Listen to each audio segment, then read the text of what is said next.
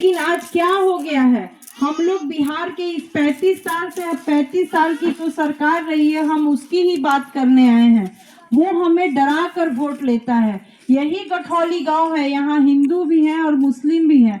सभी लोग मिलजुल कर रहते हैं। लड़ाई किससे है? अंदर से, व्यवस्था से। लेकिन उस चीज को हम समझ नहीं पा रहे हैं। हम गरीब हैं, हम बदहाल हैं, हमारी स्थिति पर डे खराब हो रही है। तो हम क्या करते हैं, एक सरकार आता है, आपको कहता है कि अगर तुम लोग भाजपा के तरफ जाओगे तो तुम खतरे में हो। एक आता है, वो कहता है कि अगर तुम भाजपा को वोट नहीं दोगे तो हिंदू खतरे में है।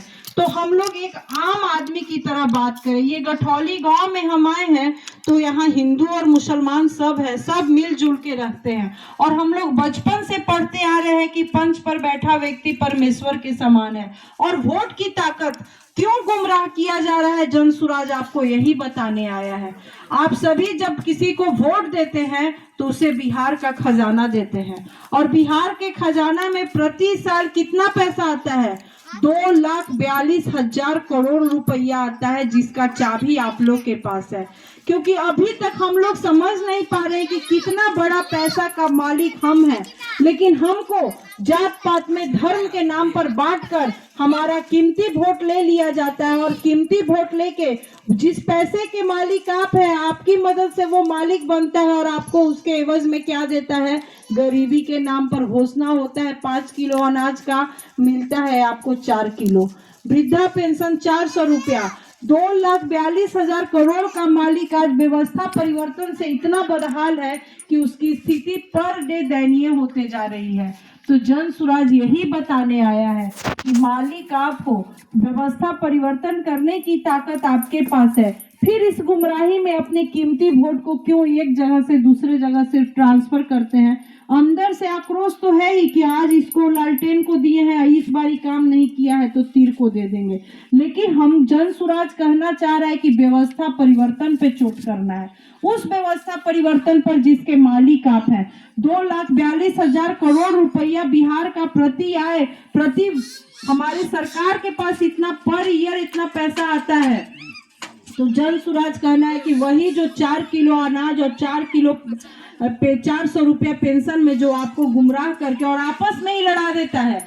आप कहीं भी जाइए, अगर कोई कहता है तो 4 किलो हमको अनाज मिल रहा है, तो कोई कहेगा हमको नहीं मिल रहा है। वो कहेगा कि 4 किलो अनाज मिल ही रहा है तो क्या हो गया। लेकिन उसी 4 किलो अनाज के पीछे पागल है वो ऐसा अनाज जो आप घर में अगर गाय भैंस बकरी रखते होंगे तो उसको खिला देते होंगे, न तो फिर उसको किसी दुकान में बेच के 100 रुपया ले आते होंगे। तो सोचिए, आप मालिक हैं और आपको 100 रुपया में गुमराह किया जा रहा है, आपको 400 रुपया में गुमराह कर दिया जा रहा है। तो जनसुराज का कहना है कि नहीं, आपके पास जो पैसा है उसके मालिक आप हैं, और उस पैसे से आपकी बदहाली कैसे दूर होगी वही जनसुराज आपको बताने। और हम लोग सब जनसुराज के सिपाही बन के, क्योंकि बिहार पर डे पिछड़ रहा है। हमारे बच्चे आज जो हमारा समाज है, आज हम पूरे हिंदुस्तान के जितना भी राज्य है सबसे बदहाली में हमारा राज्य है। अगर हम आज भी नहीं चेते तो ये बदहाली कहाँ जाएगी, हमारे बच्चे का क्या हाल होगा, ये सब सोचने का समय अब आ गया है। क्योंकि आप किसी भी गांव में चले जाइए, हम लोग लगभग नवीनगर विधानसभा के प्रत्येक गांव में जा रहे हैं, हर जगह का युवक, चाहे वो किसी का पिता हो, पति हो, भाई हो, पति, वो 10 से 15 हजार रुपया कमाने के लिए गुजरात जा रहा है, हरियाणा जा रहा है, चंडीगढ़ जा रहा है। 10 से 15 हजार रुपया कोई बहुत बड़ी रकम नहीं होती। तो जनसुराज का कहना है कि जब इतना बड़ा हमारे पास पैसा है, अगर इसी जगह पर मान लीजिए औरंगाबाद जिला में ही 10 से 15 हजार रुपए की नौकरी की अगर व्यवस्था कर दी जाए, तो क्या हमारा समाज का परिवार कोई बिखरा बिखरा नजर आएगा? और सोचने की बात इसलिए है कि सोचिए, जब हमारा देश आजाद हो रहा था उस समय महात्मा गांधी गुजरात में जन्मे थे, लेकिन सत्याग्रह करने किस राज्य को चुना था? तो बिहार राज्य को चुना था। यानी उस समय बिहार के लोग अपने समाज के प्रति, अपने देश के प्रति, और चाहे मेरा बिहार बहुत विकसित रहा होगा, तभी तो आज वो गुजरात छोड़कर बिहार को चुने थे और सत्याग्रह करके ऐसा सत्याग्रह किया कि देश आजाद हो गया। तो अब हम बिहारियों की बारी है। बहुत हम इधर उधर करके अपने समाज को, अपने बिहार को पिछड़ता करते चले गए। तो 10 से 15 हजार रुपए की ताकत अगर जन स्वराज यहीं पे लोगों को दिलवाने लगे तो हमारा कोई भी बच्चा पलायन नहीं करेगा, हमारा कोई भी बिहारी इस बिहार को छोड़कर नहीं जाएगा।